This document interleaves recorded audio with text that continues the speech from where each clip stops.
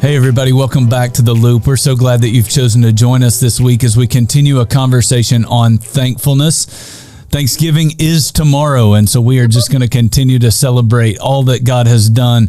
You know, it seems like for a long time, a lot of people have been fixated and focused on all that is wrong in the world, and so we've been using The Loop to say, let's celebrate all that is good in the world because God is still good. In the studio this week is my wife, Steph, my better half, my partner in crime, the mother of my children. There's probably a lot of other phrases that I could use to describe her. Only nice ones. Only nice ones. That's exactly right. And I'm thankful that I don't have to sleep on the couch. So, Steph, we're glad that you're here. I know this week we're spending some time talking about some of the things that we're thankful for here at Mosaic, because when Paul wrote to New Testament churches, he spoke a lot about the things that he was thankful for in those churches. And so I know we're both thankful that we have the opportunity to be here at Mosaic and be a part of the Mosaic family.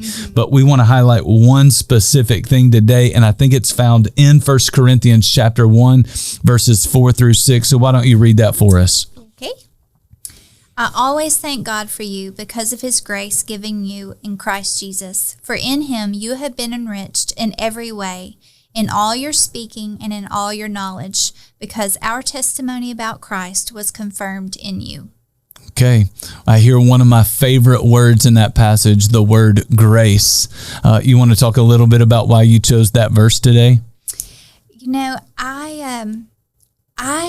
have watched a lot of women that I started walking with probably about 4 or 5 years ago. Yeah. And it's so neat to see them now where God's grace has taken them from one point in life to just a level of maturity that it's just awesome for me to see just the grace of the Lord in them. Yeah, so it's grace that grows us up in Christ, but it's also grace that brings us to Christ and makes us right with God. Yeah.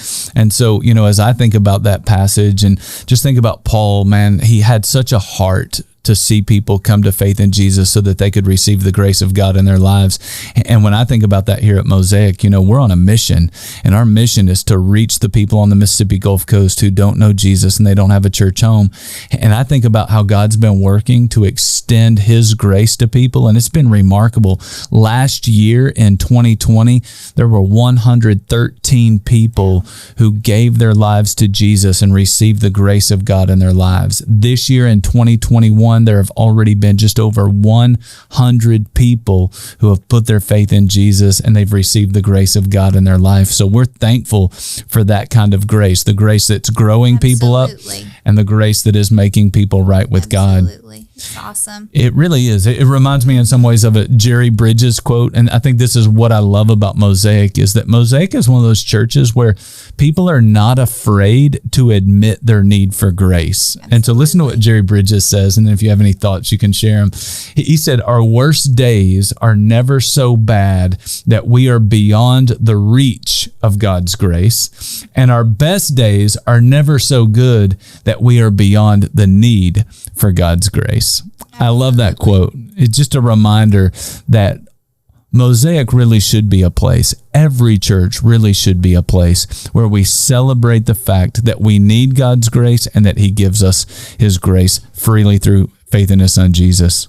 I always loved when we first came here, they were telling us about how they got the name for Mosaic. Yeah. And the mosaic was just a lot of broken pieces that came together to make a beautiful picture. Yep. And I just love that imagery. And I think that's exactly just like what you said. I mean, everybody admits here that they're broken. Yep. Everybody has their own story.